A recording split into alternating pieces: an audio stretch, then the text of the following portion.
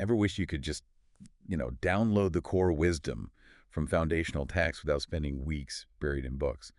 That's kind of what we do here on the Deep Dive.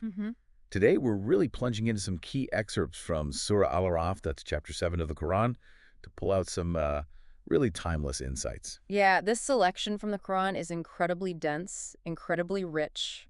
It is a religious text, obviously, and it offers really profound guidance, powerful stories, narratives that, well, they continue to shape perspectives all over the world. Right. Think of it like a deep well, maybe, of human experience and divine wisdom. That's a great way to put it. So our mission today in this deep dive is to really cut through to the core of these verses. We want to uncover key ideas about faith, human nature, this really crucial concept of accountability, and, well, how the divine actually communicates with humanity. Big topic. Big topics, yeah, but presented with hopefully some clarity. And these excerpts, they cover so much ground. I mean, we're talking everything from the creation story, the familiar account of the fall, all the way to the real consequences of disbelief, the vital role of divine messages, and these really captivating stories of prophets throughout history. Okay, so where do we start? Let's dive right in with maybe the most foundational principle. The absolute oneness of God. Verse 161 just lays this out so clearly. It's a declaration, isn't it? Yeah. Belief in Allah as the sole deity. That's the heart of Islamic monotheism. Absolutely fundamental. And the verses right after that, 162 through 164, they just expand on this so beautifully. They paint a picture of Allah as the ultimate Lord, no partners, completely self-sufficient, needing nothing at all from creation, and crucially, the final destination. Everything returns to him. Right.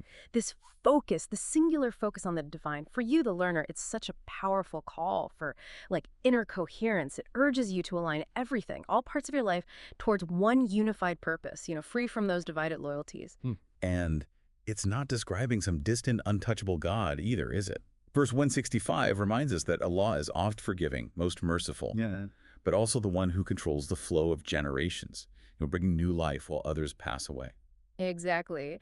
And this cycle of generations, which the verse highlights, and all the different situations people find themselves in, you can see that as a kind of testing, maybe, a catalyst for growth. Yeah. It really underscores Allah's continuous, active involvement in, well, the whole tapestry of history. Okay, so we have this concept of one God, but how do people even get to know about this? The verses then really get into the role of revelation, of guidance.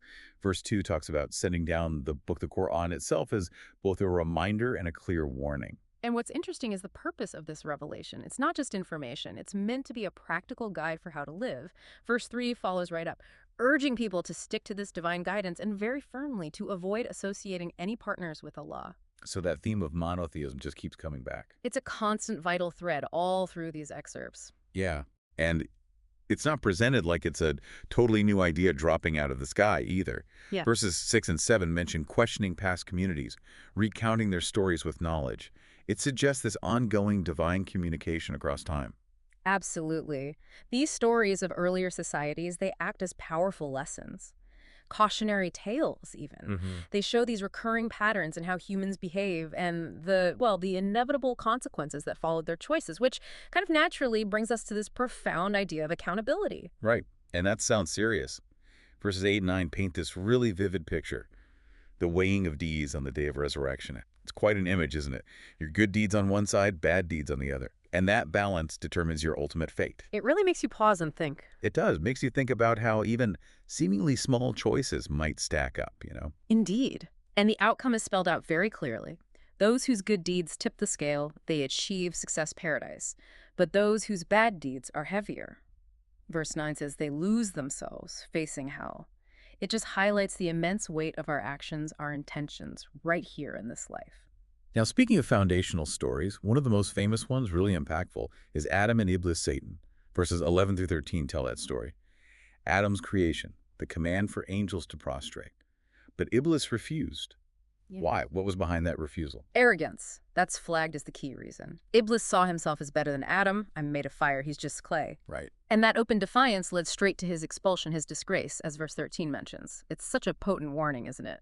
For you, the learner, about the subtle ways pride can creep in and why humility is so important. And Iblis didn't just, sulk off, did he? Verse 14 says he asked for a delay, a respite, until the day of resurrection. And then verses 16 and 17, he makes this chilling vow. He's going to mislead humanity. He'll come at them from all sides to turn them away from the right path. Yeah, it really sets the stage for that ongoing struggle between good and evil and the constant potential for us as humans to be led astray. And the narrative then moves right into the temptation in paradise, verses 19 to 22. Where Iblis uses cunning, deception, gets Adam and Hawa Eve to eat from the forbidden tree. Right. And that act leads to their expulsion. They suddenly become aware of their nakedness, try to cover themselves. It's a pivotal moment. And verse 24 lays out the divine decree that follows.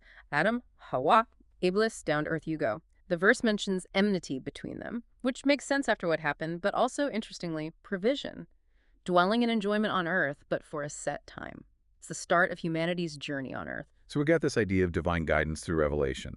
Then the verses bring in the messengers. Verse 2 mentions the Quran as a warning. And these messengers, they act as clear warners, guiding people. And we see this recurring message, don't we? Verses 59, 65, 73, 85. It's always the same core call. Worship Allah alone. What's really striking, though, is how often these messengers were rejected by their own people. Yeah. The excerpts go into detail about the severe consequences for those who turned away destruction, suffering, divine torment. We see it in verse 64, 72, 78, so many others.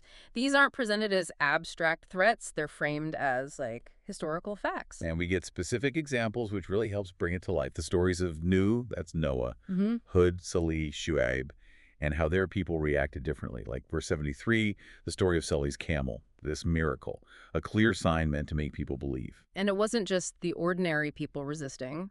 Verses 75, 76, and then 88, 90, they point to the arrogance, the disbelief among the leaders in these communities. Often the ones who felt they had the most to lose, vested interests in keeping things as they were, rejecting the truth the prophets brought. It raises that age-old question, doesn't it? How power and privilege can sometimes just blind people to truth. It really seems like throughout history there's this pattern of testing humanity. Verses 94 and 95 explain how Allah tests people with both hardship, poverty, illness, and ease, like growth in numbers, wealth, and the purpose behind it all. To see if they'd humble themselves, if they'd repent and turn back to him. This dual nature of trials is really significant. It's not just about weathering storms, good times, prosperity. That's also a test of gratitude, of righteousness, of using those blessings responsibly. Right. And verses 97 and 98 offer a stark warning. Communities that just keep denying the signs, they can be seized suddenly, right when they feel most secure, most unaware. It makes you wonder, doesn't it, how that dynamic might still be playing out today? For you, the learner, think about that. Okay, another huge narrative in these excerpts. Musa, Moses, and Pharaoh. Yeah. Verses 103 to 105 really set that scene. Musa sent with clear signs, powerful signs, to Pharaoh and his chiefs. Who, predictably perhaps, rejected them. And these were serious signs. Verses 107, 109 talk about the staff turning into a serpent, his hand shining with light. Incredible miracles. But Pharaoh, he just brushes it off as sorcery, magic tricks, which then sets up that famous showdown with Pharaoh's own magicians, verses 116 to 122. And that's a real turning point, isn't it? Because the sorcerers, they see Musa's miracles, they know it's real, not just tricks. They recognize the divine power. Exactly. They're defeated, and then, remarkably, they believe. They accept Musa's message, even knowing Pharaoh's going to come down hard on them, which verses 123, 125 detail the threats, the punishments. It's incredibly brave. And Pharaoh's tyranny, his oppression, it ultimately leads to his own dramatic end, described so vividly in verse 136, him and his whole army drowned in the sea. Wow. And then verse 137 points out that the land was then inherited by those who had been oppressed. It's a powerful image of justice eventually prevailing. There's also this really interesting mention, verse 171, about a major covenant at Mount Sinai. The mountain is literally raised over the children of Israel, and they're commanded, hold firmly to the Torah, the law given to Musa. Yeah, that's a pivotal moment. It really underscores how important divine law is and the serious responsibilities that come with receiving that kind of guidance. It's a stark reminder of the obligations involved in having that relationship with the divine. So, okay, we've seen all these powerful examples, guidance given, messengers sent, miracles shown, consequences laid out. All right. The excerpts also really dig into the nature of disbelief itself. What makes people reject the signs? Yeah. Verses like 40, 146, 179 point to things like arrogance again. It keeps coming up. Yeah. And heedlessness, just not paying attention, and also following personal desires over divine instruction. And verse 178 states something quite profound, maybe a bit sobering. Those whom Allah guides, they're the ones truly guided. But those allows to go astray, they are the real losers. Now, this isn't about randomness. It seems to be presented as a consequence of people's own choices, their openness or lack of it to the truth they're shown. Verse 179 gives us a really striking description. It says, "Many jinn and humans are destined for hell because they have hearts that don't understand, eyes that don't see, ears that don't hear the truth." It's like a self-imposed spiritual blindness. It really emphasizes that the ability to understand, to recognize truth, it's a precious gift and a big responsibility. Choosing to ignore or suppress those faculties, well, it leads to severe consequences, according to these verses. But the excerpts don't end on that heavy note entirely, right? There's a beautiful, uplifting reminder at the end.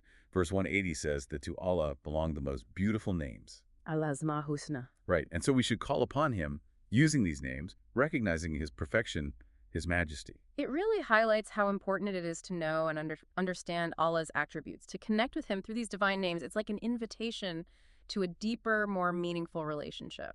So as we wrap up this deep dive, what are the main takeaways that really stand out? We've definitely hit hard on that core principle, the absolute oneness of God. Monotheism, yeah. Fundamental, and the crucial role of divine guidance through messengers, through scripture, and that constant theme of accountability for our actions, our intentions. Absolutely. And those rich stories, the narratives of past communities, they serve as these enduring lessons, don't they? They show the consequences of belief versus disbelief. These aren't just dusty old tales. There's timeless wisdom in them about human nature, about our relationship with the divine. So maybe a final thought for you, the learner.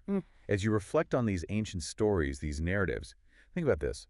How might the struggles, the tests, the triumphs of these past communities, how might they offer useful perspectives on the challenges we face today in our societies and maybe even in our own individual lives, perhaps digging deeper into Surah Al-A'raf, its wider context? Maybe that's a journey worth taking.